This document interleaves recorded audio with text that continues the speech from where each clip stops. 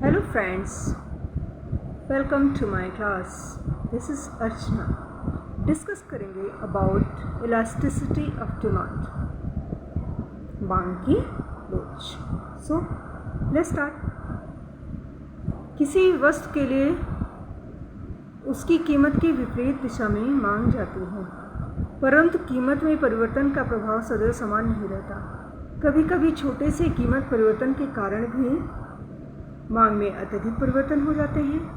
इसके विपरीत कुछ वस्तुएं ऐसी भी हैं जिनके लिए मांग कीमत में परिवर्तन के कारण अत्यधिक प्रभावित नहीं होता. कुछ वस्तुओं के लिए मांग कीमत परिवर्तन के प्रति अत्यधिक अनुक्रियात्मक होती है, जबकि अन्य वस्तुओं के लिए कीमत में परिवर्तन के कारण इतनी अधिक अनुक्रियात्मक नहीं होती. मांग की कीमत लोच वस्तु के कीमत परिवर्तन के कारण इसकी मांग की अनुक्रियात्मक माप होती है. मांग की कीमत लोच की परिभाषा इस प्रकार दी जा सकती है. किसी वस्तु की मांग में प्रतिशत परिवर्तन को उस वस्तु की कीमत में प्रतिशत परिवर्तन से भाग देकर किसी भी वस्तु के लिए मांग की लोच जो है उसे ज्ञात किया जा सकता है. आगे देखें. ED इक्वल टू वस्तु के लिए मांग में प्रतिशत परिवर्तन डिवाइडेड बाय वस्तु की कीमत में प्रतिशत परिवर्तन. किसी भी वस्तु के मांग वक्र के विषय में सोचिए. मान लीजिए PEO पर आगे हम डायग्राम के माध्यम से विल डिस्कस अबाउट दिस. अभी एक बार जस्ट थियरी पढ़ना ज़रूरी है, तभी तो हम इसको डिस्कस करेंगे, राइट. मान लीजिए PO मूल्य पर वस्तु के लिए मांग QO है तथा कीमत P1 पर वस्तु के लिए मांग Q1 है. यदि कीमत बदलकर PO से P1 हो जाता है तो वस्तु की कीमत में परिवर्तन होगा. Delta P equal to P1 minus PO तथा वस्तु की कीमत में परिवर्तन है delta Q equal to Q1 minus Q. ये तो आपने मांग के नियम से अब क्लियर ही हो चुका है. Delta Q upon delta P into 100 equal to P1 minus PO divided by PO into 100 तथा मांग में प्रतिशत परिवर्तन हुआ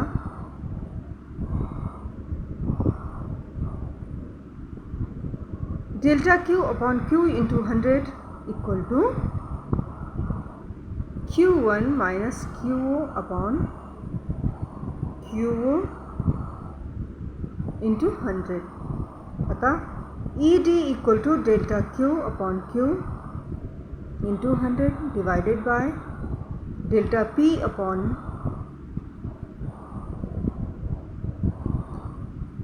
PO into 100 equal to delta Q upon QO delta divided by delta P upon PO equal to Q1 minus QO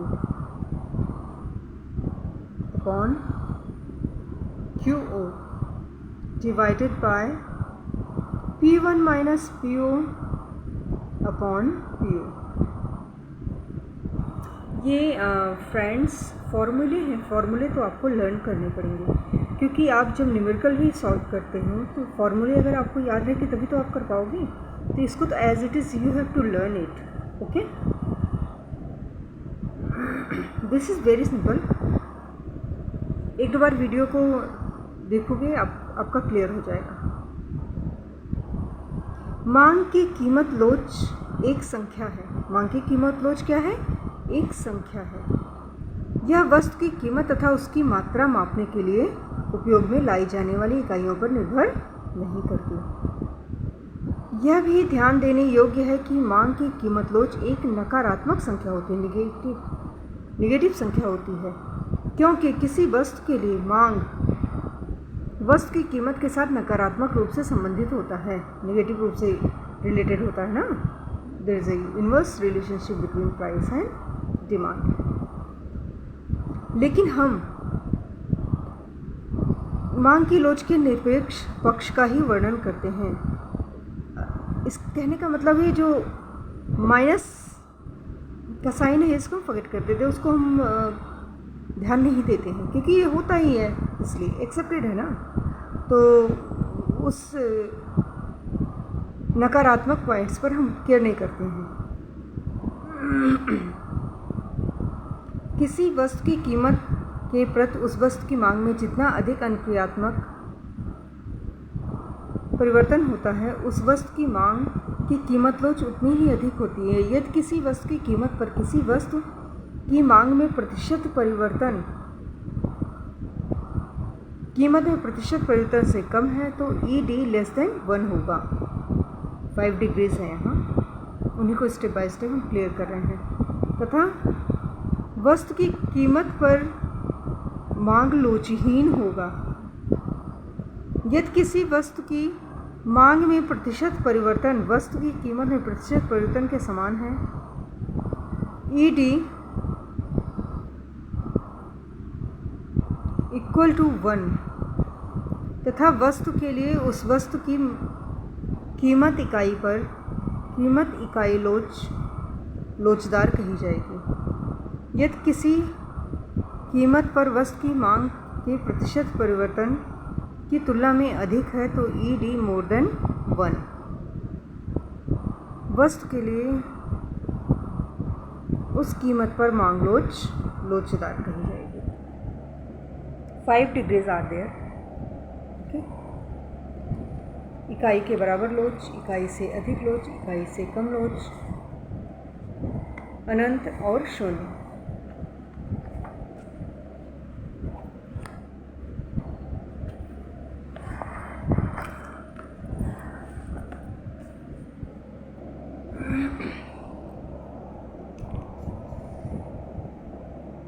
देखिए,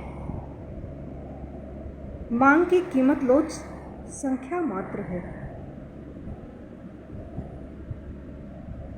यह कीमत एवं मात्रा को मापने के लिए उपयोग में लाई गई इकाइयों पर निर्भर नहीं करती, जैसा कि हमने आगे क्लियर किया। ओके, मान लीजिए मुद्रा की इकाई रुपया है तथा वस्तु की मात्रा किलोग्राम में मापी जाती है।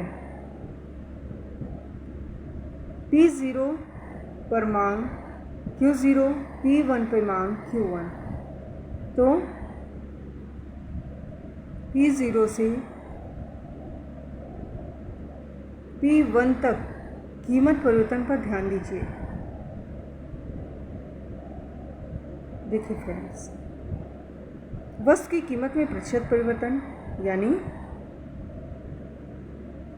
कीमत में परिवर्तन वस्तु की आरंभिक डिवाइडेड बाय वस्तु की आरंभिक कीमत इंटू 100। P1 माइनस P0, कोई वस्तु में किलोग्राम के अकॉर्डिंग अगर परचेस करना है तो प्रति रुपये किलोग्राम डिवाइडेड बाय P0 प्रति रुपये kilogram into 100। P1 minus P0 into 100 upon P0 into 100। Okay, फॉर्मूले आप याद कर लेना बेटे, क्योंकि फॉर्मूले मोस्ट इम्पॉर्टेंट है।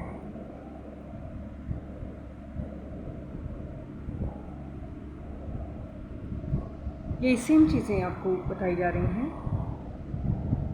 एग्जाम्पल के माध्यम से। जैसे कोई 1000 क्वांटिटी का हम प्रोडक्ट लेते हैं तो 1000 Q1 minus Q0 divided by 1000 Q0 gram into 100। Same formula है Q1 minus Q0 divided by Q0 into 100। ED equal to Q1 minus Q0 divided by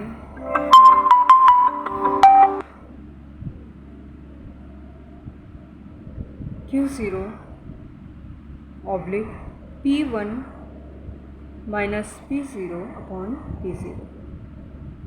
clear? इसको हम डायग्राम के माध्यम से हम क्लियर कर सकते हैं। सी एक मांग की लोच मांग वक्र के माध्यम से क्लियर करते हैं। एक रैखिक मांग वक्र लेते हैं जिसमें Q equal to A minus BP का विश्लेषण करेंगे। मान लीजिए मांग वक्र किसी बिंदु पर मांग में परिवर्तन प्रति इकाई कीमत परिवर्तन है delta Q upon delta P equal to -2 minus 16। Delta Q upon delta P के समान स्थानापन्न वस्तुओं में हमें प्राप्त होगा ED equal to minus B P upon Q equal to minus BP A minus BP। अब देखिए डायग्राम के माध्यम से हम क्लियर कर सकते हैं। यहाँ देखिए यह स्पष्ट है कि रैखिक मांग वक्र विभिन्न बिंदुओं पर मांग की लोच के विभिन्न पॉइंट्स पर मांग की लोच अलग अलग होती है। जैसे डायग्राम को ध्यान से देखिएगा बेटा 2.17 का P इक्वल टू 0 पर लोच कितना है 0 है। जब इक्वल है ED इक्वल टू 0 इस पर लोच कितना है 0 है।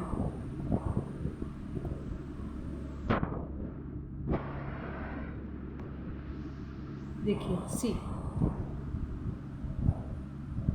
थोड़ा सा आपको क्लियर करते हैं। यहाँ देखिए ED इक्वल टू 0 ठीक है ना। इस पर लोच कितना है हमारा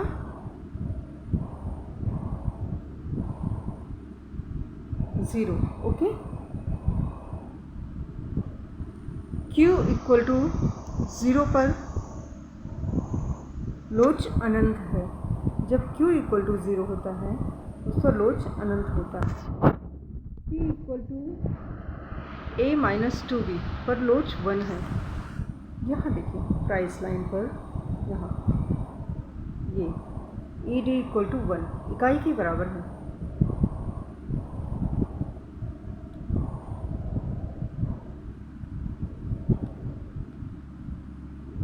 इसकी तुलना में ये देखिए ED लेस देन 1 इधर इकाई से कम है, इधर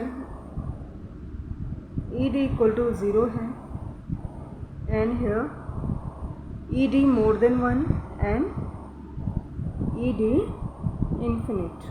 okay so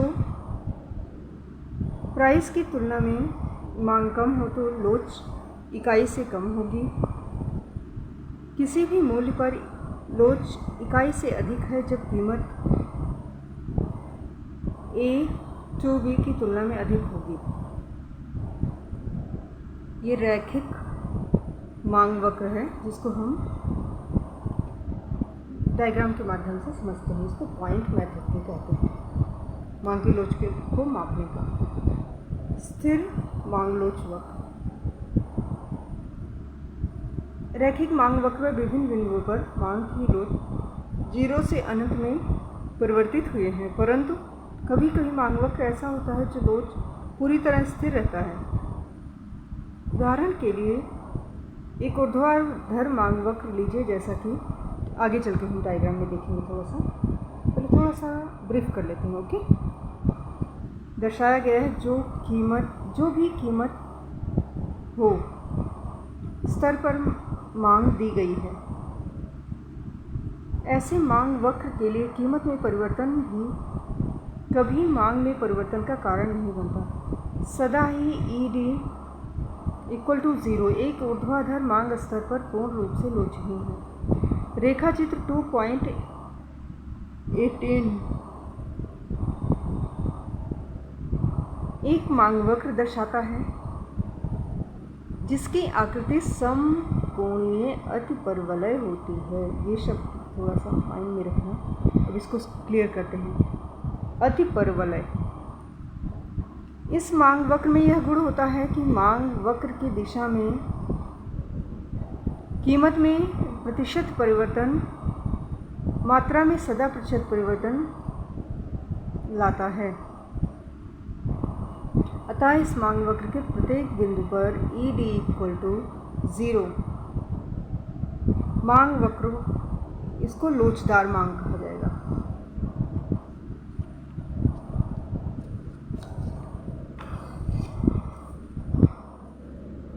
देखिए,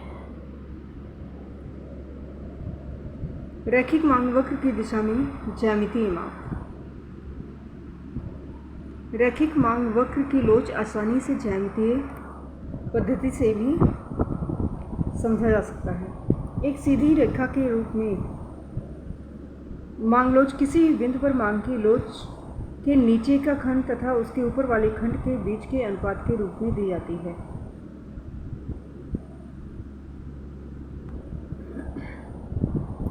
ऐसा क्यों है?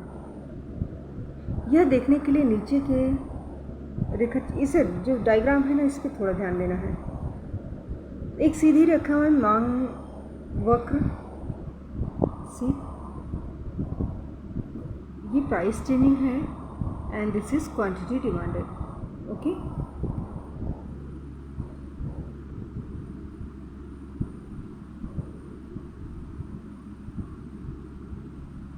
Q = A - BP। मान लीजिए कीमत PO पर वस्तु की डिमांड, ये देखिए PO पर वस्तु की डिमांड कितनी है? Q0। लेकिन अगर चेंज हो जाता है तो डिमांड कम हो जाती है। ओके, छोटे से कीमत में परिवर्तन पर ध्यान दीजिए। नई कीमत P1 है,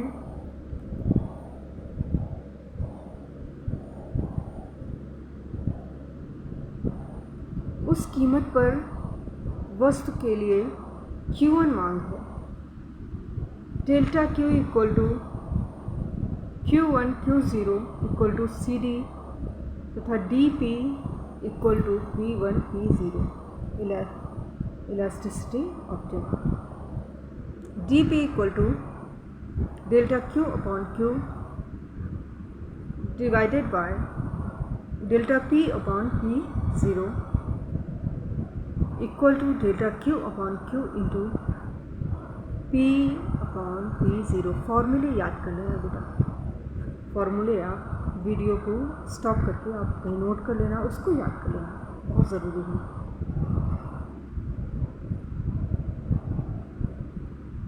क्योंकि कभी डायरेक्ट फॉर्मूले दे दिए जाएंगे और आपसे इसी पे क्वेश्चन पूछ लिया जाएगा। Q1 Q0 upon P1 P0 into OP0 OQ0 equal to CD CE into OP OQ। ECD तथा BP0 D समान त्रिकोण है। यहाँ देखिए,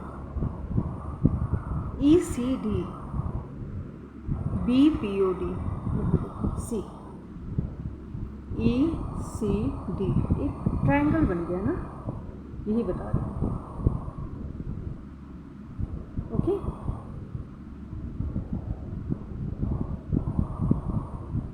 और BPOD ये भी एक ट्रायंगल बन गया। Okay,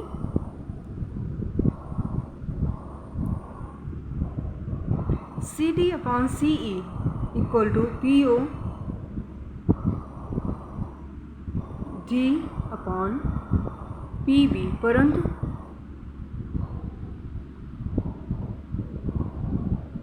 PO/PB equal to OQ0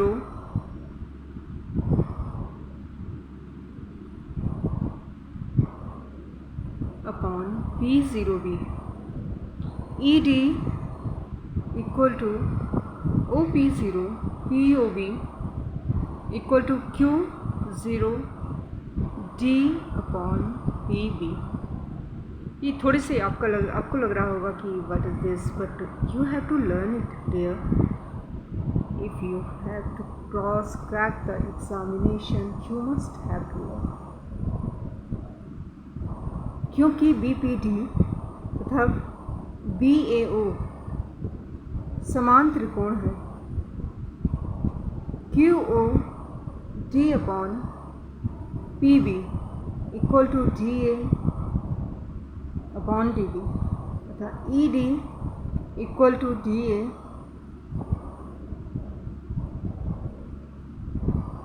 upon DB। मांग की लोच एक सीधी रेखा के रूप में विभिन्न बिंदुओं पर ज्यामितीय रूप से प्राप्त की जा सकती है। उस बिंदु पर मांग की लोच 0 है जहां समस्तरीय अक्ष से मिलाकर उस बिंदु पर अनंत है जहां ऊर्ध्वाधर अक्ष से मिलता है। मांग वक्र के मध्य बिंदु पर मांग की लोच 1 है तथा दाईं और बाईं बिंदु पर यह इकाई से अधिक है। इसे पॉइंट मेथड भी बोलते हैं। ये जो हमने अभी डिस्कस किया ना, ये दिस डायग्राम, इसे पॉइंट मेथड भी बोलते हैं। आगे ऊर्ध्वाधर Q1 अक्ष पर Q इक्वल टू 0 अक्ष के वक्र के मध्य बिंदु पर P equal to A minus 2B।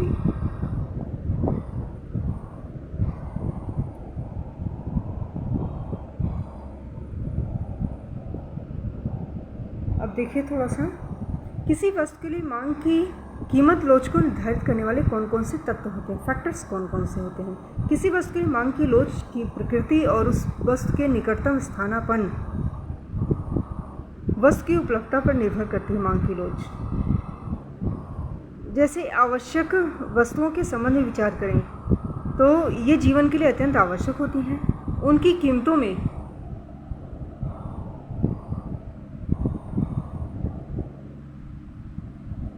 की डायग्राम आप ध्यान दीजिए, ये पॉइंट्स अब थोड़ा सा ध्यान दीजिए बेटा। स्थिर मांग वक्र कैसे है? स्थिर मांग वक्र यानी मांग स्थिर है, प्राइस के चेंजिंग का उस पर कोई असर नहीं पड़ता। ओके, ये आवश्यक वस्तुओं के मामले में होता है जो लाइफ के लिए मोस्ट इम्पॉर्टेंट है। परिवर्तन होने पर मांग में कोई परिवर्तन नहीं होता। खाद्यान्नों की कीमतों के बढ़ने पर भी उनके लिए मांग में बहुत परिवर्तन नहीं होता। हाँ, इतना हो सकता है कि हम जहाँ 90 रुपीज़ का राइस ले रहे थे वहाँ हम थोड़ा कम कर देंगे, पर डिमांड जरूर होगी उनकी। इसके विपरीत विलासितापूर्ण वस्तुओं पर मांग की लोच कीमत में परिवर्तन का अत्यधिक प्रभाव पड़ता है। सामान्य वस्तुओं पर मांग की लोचहीन होने की संभावना होती है, जबकि विलासितापूर्ण वस्तुओं पर मांग की कीमत लोचदार होने की संभावना होती है। यद्यपि खाद्य पदार्थों में लोचहीन मांग होती है, परंतु विशेष खाद्य पदार्थों की मांग लोचदार हो सकती है। जैसे कुछ विशेष किस्म के दाल ले लीजिए, किसी विशेष किस्म की दाल कीमत बढ़ जाती है तो लोग अन्य दाल का उपभोग करने लगते हैं। उसका निकट स्थानापन्न जो भी होगा, जो सस्ता होगा उसको लेंगे, राइट, जो सरलतापूर्वक उपलब्ध हो जाए। इसके विपरीत यदि निकट स्थानापन्न वस्तुएं सरलता से उपलब्ध नहीं हैं तो इनकी मांग की लोचहीन हो जाती है। सो फ्रेंड्स, आगे लोच और व्यय पर हम डिस्कस करेंगे नेक्स्ट वीडियो में। एक्चुअली प्रॉब्लम क्या है, लास्ट वीडियो मैंने कंप्लीट इलास्टिसिटी ऑफ डिमांड पर बनाया था, अप्रॉक्स 41-45 मिनट का, 47 मिनट जो भी है, बट वो सिस्टम सपोर्ट नहीं कर रहा था, तो छोटे ही वीडियो मिलेंगे और इसके आगे का डिस्कशन हम नेक्स्ट वीडियो में करेंगे। सो मिलते हैं नेक्स्ट वीडियो में। एंड आपके जो भी सजेशंस हैं, बेटे ये जो बुक्स आपको दी जा रही हैं ना, ये अथेंटिक बुक है, NCERT के द्वारा अथेंटिक बुक्स हैं। इन पर आप ट्रस्ट कर सकते हो, इनके एक एक डेटा, एक एक फॉर्मूले पर। ऑलराइट, सो मिलते हैं friends. Have a nice day, see you, bye bye, take care. And आपके जो भी सजेशंस हैं डियर, कमेंट बॉक्स में आप देना ज़रूर, वो मुझे मोटिवेट करेंगे। आगे हम आपके yes my dear, English medium के भी हम आपको क्वेश्चंस देंगे, लेकिन एक बार हिंदी में हम कॉन्सेप्ट क्लियर कर लेते हैं। ओके, कॉन्सेप्ट क्लियर होना बहुत ज़रूरी है। आप इंग्लिश मीडियम के भी हो तब भी हम कॉन्सेप्ट को समझना ज़रूरी है, right? So will discuss about it, don't worry, आगे चल के हम करेंगे। बट अभी जो है एक बार पूरा सिलेबस, कंप्लीट सिलेबस मैं आपको दे दूँ, एक बार मुझे सेटिस्फेक्शन हो जाए कि मैंने कॉन्सेप्ट क्लियर कर दिया, then will discuss. Okay, so मिलते हैं। Have a nice day, bye bye, see you, take care.